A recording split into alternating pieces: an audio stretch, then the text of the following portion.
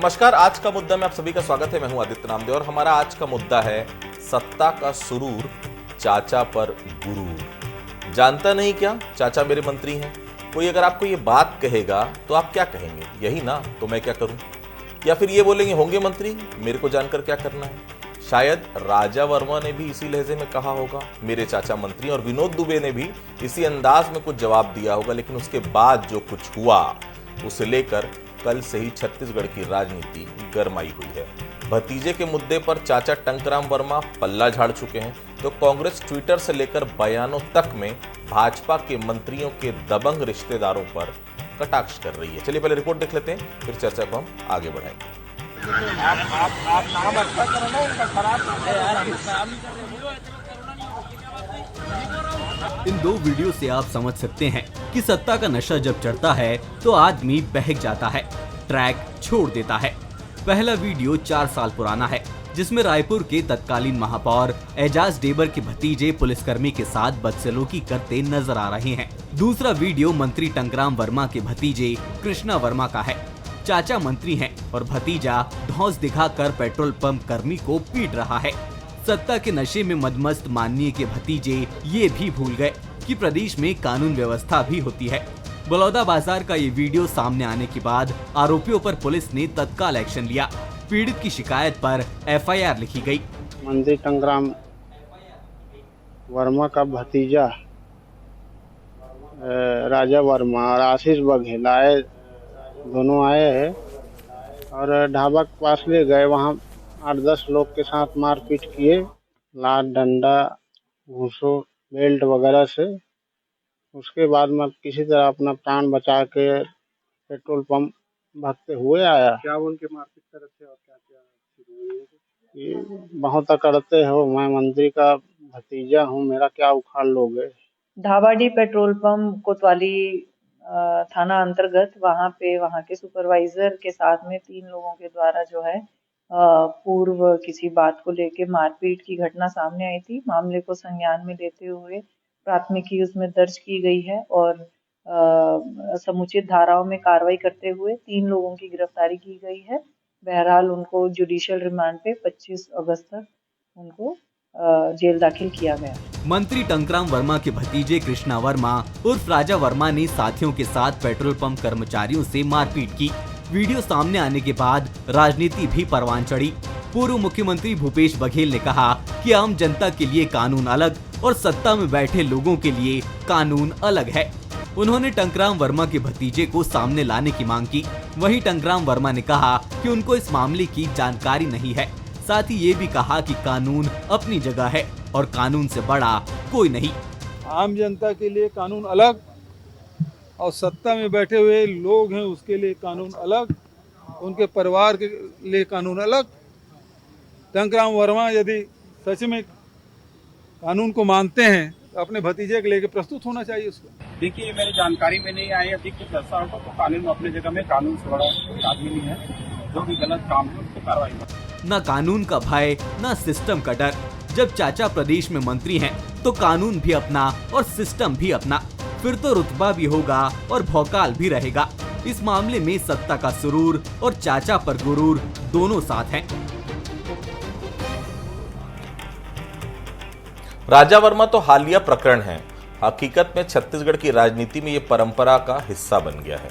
मंत्री के पति से लेकर मंत्री के बेटे तक और मंत्री के रिश्तेदार से लेकर महापौर के भतीजे तक, सत्ता की सनक ही ऐसी होती है जिसमें पैर जमीन पर टिकते ही नहीं। ऐसा नहीं कि सत्ता का नशा सिर्फ भाजपा के मंत्री के रिश्तेदारों पर चढ़ा है, बल्कि कांग्रेस शासनकाल में भी खुमारी बराबर ही दिखती थी। लेकिन सवाल थोड़ा अलग है कि क्या किसी के मंत्री या विधायक बनने पर उनके रिश्तेदारों को मनमानी छूट मिल जाती है?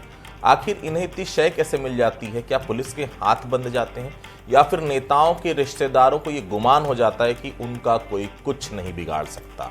एजाज डेबर के कार्यकाल में उनका भतीजा शोएब इसी तरह तांडव करते थे, ये किसी से छुपा नहीं। अब मंत्री टंकराम वर्मा के भतीजे ने कांड कर दिया है।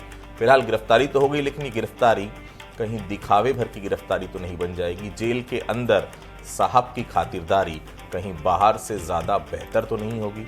या फिर पुलिस की कार्रवाई वाकई में एक नजीर बनेगी। भावना गुप्ता थी एसपी, मेरी बात हुई, तत्काल कार्रवाई की गई, लेकिन ऐसे कई उदाहरण है इस पूरे विषय को लेकर जहां एसपी ऐसे मामलों को आने के बाद रफा दफा कर दिया करते हैं।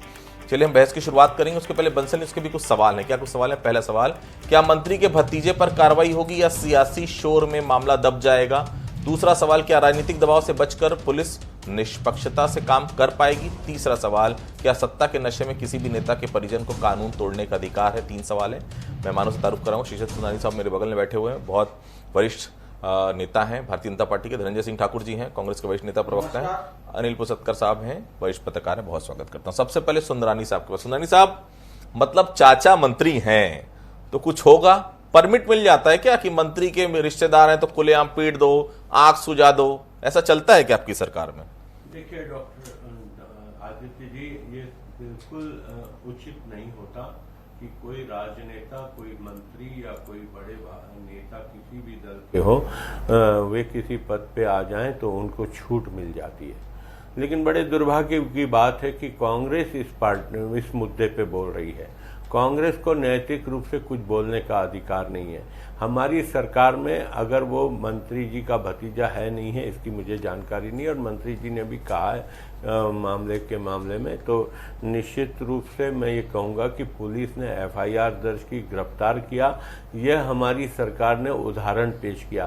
कांग्रेस की सरकार, मैंने कहा कि कांग्रेस के नेताओं को बोलने का बिल्कुल नैतिक अधिकार नहीं है, क्योंकि कांग्रेस के सरकार के समय में जिस प्रकार के उनके नेताओं के बच्चे जो घटनाएं करते थे, पुलिस प्रशासन की हिम्मत नहीं होती थी कि रसूखदार नेता के परिवार के द्वारा किए गए गड़बड़, जितने भी गुंडागर्दी के मामले हो, एफआईआर तक नहीं लिखी जाती थी। आदित्य जी, आज मुझे गर्व होता है विष्णुदेव साय जी की सरकार पर कि एक मंत्री के परिवार से किसी सदस्य का नाम अगर गुंडागर्दी में जुड़ा तो कहीं न कहीं हमारी सरकार ने, हमारे पुलिस प्रशासन ने एफआईआर दर्ज करके कार्रवाई की।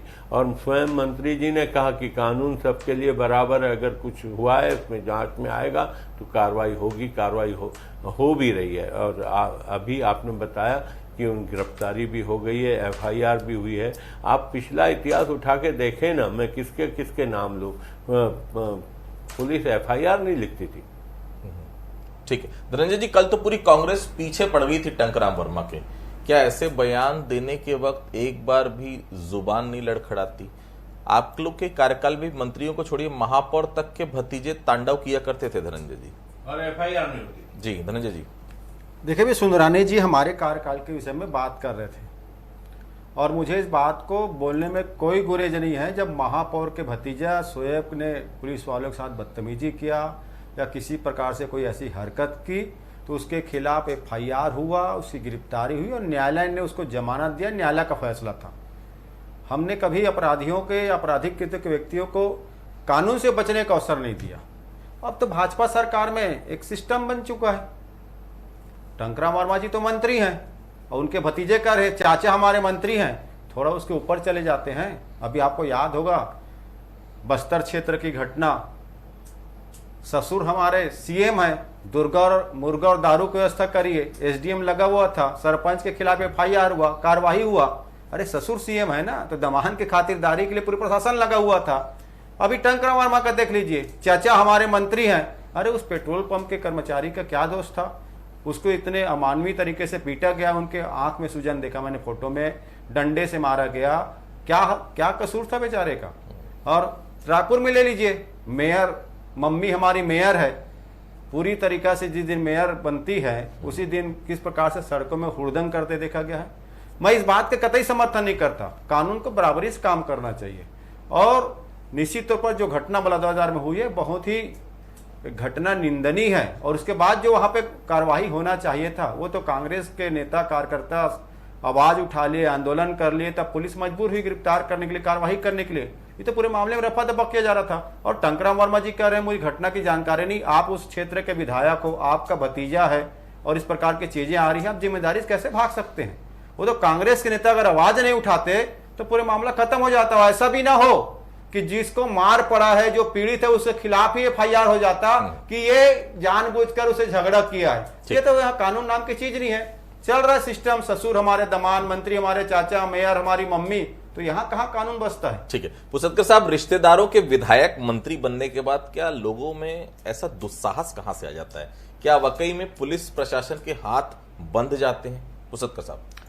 नहीं देखिए आदित्य, पुलिस प्रशासन के हाथ नहीं बनते, ये मतलब आप कहें कि मैन टू मैन डिफर करता है। कई अफसरों ने यहाँ छत्तीसगढ़ में, रायपुर में भी जो है बड़े बड़े नेताओं को ठीक किया है, सड़क पर पीटा है और जुलूस भी निकाला है। तो मैं रुस्तम सिंह से लेके मुकेश गुप्ता का नाम ले देता हूँ कि उन्होंने कभी किसी भी बड़े बड़े नेताओं को ठीक किया है। तो ऐसा नहीं है कि नहीं होता। और दूसरी बात ये बिल्कुल सच है कि जब पहली बार कोई मंत्री बन रहा है या इनके रिश्तेदारों को बोलते हैं चाय से ज़्यादा केटली गर्म है, तो केटली ज़्यादा गर्म होती है, चाय तो कम गर्म रहती है। ये दिखावा और ये जो है उसमें, और सबसे बड़ी बात यह है कि बिना संरक्षण के इस तरह की हिम्मत कोई कार्यकर्ता या कोई भतीजा या कोई रिश्तेदार नहीं करता। इसमें कहीं ना कहीं संरक्षण होता है। और ये सिर्फ अकेले आज की बात नहीं है। अब तो अगर शुरुआत से देखें तो कांग्रेस की बात करें तो तंदूर कांड भी सबको मालूम है, तंदूर में ही भून डाले थे, फिर बाद में तो फिर वही आता है, नो वन किल्स जेसिका वाली बात हो जाती है। तो देखिए आज की बात नहीं है, कनक कनकते 100 गुनी है। सत्ता आती है तो सत्ता के साथ तमाम बुराइयां आती है। Power corrupts the man and absolute power corrupts absolutely. तो आप जैसे सत्ता का आप उसको आत्मसात करोगे वैसे आपको उसका फल मिलेगा। आपको अपने रिश्तेदारों को और सबको नियंत्रित करना ही चाहिए। अगर आप मंत्री बने और आप ये कहकर पल्ला नहीं झाड़ सकते कि मैं नहीं जानता, ये नहीं जानता। आप उसके रिश्तेदार, वो आपका रिश्तेदार है, अगर वो इतनी बड़ी बात कर रहा है कि मेरे चाचा मंत्री है, तो आपको उस पर बोलना ही पड़ेगा। ठीक है सुंदरानी साहब, टंकराम वर्मा तो खुले तौर पर अभी तक स्वीकार नहीं कर रहे हैं कि उनका भतीजा है कृष्णा वर्मा उर्फ राजा वर्मा, जबकि कांग्रेस से लेकर सबको ये कह रहे हैं कि आरोपी जो है वो मंत्री का भतीजा है। क्या कुछ कार्रवाई हुई है? पुलिस के स्तर पर नहीं, पुलिस के स्तर पर जो कार्रवाई होनी थी वो हो गई। संगठन स्तर पर क्या कोई चेतावनी मिली है मंत्री को? क्या कहा गया अपने रिश्तेदारों को संयमित रखें? ऐसे कैसे आएगा सुशासन? सुशासन कर रहे हैं। मैं ऐसा मानता हूं कि जो राजनीतिक व्यक्ति होता है, जो बड़े ओहदे पे पहुंच जाता है, उसके बहुत सारे रिश्तेदार हो जाते हैं। जो रिश्तेदार नहीं होते वो भी रिश्तेदार होते, वो कईयों के चाचा बन जाते हैं, कईयों के भतीजे बन जाते हैं, कईयों के मामा बन जाते हैं। तो हो सकता है वो उनके परिवार का भी ना हो। ये बोलचाल की भाषा सगा भतीजा बता रहे हैं भाई मान लो जी। अब वो उसकी जानकारी मुझे नहीं है, लेकिन मंत्री जी ने भी कहा कि वो मेरे परिवार का है नहीं। मैं तो उस पर प्रश्नवाचक चिन्ह तो है ही। निश्चित रूप से मैं मानता हूं कि राजनीतिक व्यक्तियों के बहुत सारे रिश्तेदार हो जाते हैं। अगर कोई रिश्तेदार गलत काम में फंस जाता है तो इसका मतलब मंत्री जी दोषी थोड़ी हो जाते हैं। कोई भी मान लो आज मैं श्रीचंद सुंदरानी हूँ, कोई सुंदरानी परिवार का कोई सदस्य कहीं पे भी, तो वो कोई में बहुत सारे परिवार होंगे, 100-200 परिवार होंगे, 500 परिवार होंगे। धनंजय जी, आप लोग जिसको लेकर सवाल उठा रहे हैं वही काम तो आप लोग के समय भी हुआ था, ये आरोप उस समय भी लगते थे। भूपेश बघेल जी कह रहे हैं आम लोगों के लिए कानून जो है वो अलग है, सत्ता में बैठे लोगों के लिए अलग है। मुख्यमंत्री रहते उनके शासनकाल में भी ऐसी बहुत सारी घटनाएं सामने आई थी। धनंजय जी 2 घटनाएं बता दीजिए। एक आपने जिक्र किया, मैंने जवाब दिया, हमारे सरकार में कार्रवाई हुआ। और 1-2 घटना बता दो तो मेरे संज्ञान में होगा, मैं बता दूंगा उसमें क्या कार्रवाई हुआ था। उसी कार्यकाल के शायद चलते अभी उनके बेटे जेल में है शायद जी। तो वो आपराधिक घटना है, तो नरेंद्र मोदी का षड्यंत्र है। भूपेश बघेल का छवि खराब करके, कांग्रेस लीडर की छवि खराब करके। सुन लीजिए, देखिए मैं सुन लेते जी। क्योंकि बिना तर्क के, बिना तथ्यों के नरेंद्र मोदी जी छत्तीसगढ़ आकर झूठ बोलकर चले गए। आज 3 साल से ईडी कोई सबूत ढूंढ नहीं पाई है और षड्यंत्र पूर्वक फंसाया जा रहा है। अरे हमको तो याद करना चाहिए। सुन लीजिए ना, क्यों डिस्टर्ब कर, सुन लीजिए ना। इसी देश में हमने देखा है, तड़ी पार किए गए थे अमित शाह जी को, और जज लोया की मौत को आज भी लोग संदिग्ध मानते हैं। इसी देश में हमने देखा हरेंद्र पंड्या की मौत की समय चर्चा होता है। इसी देश में हमने बहुत सारे प्रकरण देखे हैं, कैसे सत्ता के सुरूर में जाकर के प्रकार से कांड किया जाता है। मैं तो कह रहा हूं संविधान सबके लिए बराबर होना चाहिए। अगर मंत्री का भतीजा है तो इसका मतलब क्या चाकू मार देगा किसी को, किसी के साथ छेड़छाड़ कर देगा, किसी के हाथ पर तोड़ देगा? अरे आपका ससुर दामाद, इसका मतलब क्या अधिकारी कर्मचारी साथ दारू और मुर्गा मांगोगे? ये तो शर्म की बात है। और कानून काम करना चाहिए, ये हमारा मानना है। बिल्कुल। देखिए छत्तीसगढ़ में विष्णुदेव साय की सरकार है, 5 साल भूपेश बघेल की सरकार रही, उसके पहले 15 साल डॉक्टर रमन सिंह की सरकार रही। ऐसे प्रकरण लगातार आते रहे हैं। जो जनप्रतिनिधि चुने जाते हैं उनकी जिम्मेदारी होनी चाहिए इस प्रकार की घटनाएं ना हो। सीधी बात है, चाय से ज्यादा गर्म केतली होती है, लेकिन केतली को गर्म होने का मौका कौन दे रहा है? इसके लिए जिम्मेदार तो राजनेता ही हैं। बहुत संभल कर चलना होगा क्योंकि मामला बहुत लंबा। और सबसे बड़ी बात, इन जनप्रतिनिधियों को समझना पड़ेगा कि चुनाव पहला जीतना बहुत आसान होता है, दूसरा जीतना उससे ज्यादा और सबसे ज्यादा कठिन होता है जब आप जनता के पास जाएंगे ना फिर से वोट मांगने, तब जनता सब चीजों का हिसाब किताब रखती है। आप सभी हमारे से जुड़े, आप सभी को बहुत बहुत धन्यवाद। आज का मुद्दा में फिलहाल इतना ही, बाकी खबरों के लिए आप लगातार बने रहिए बंसल न्यूज के साथ। नमस्कार।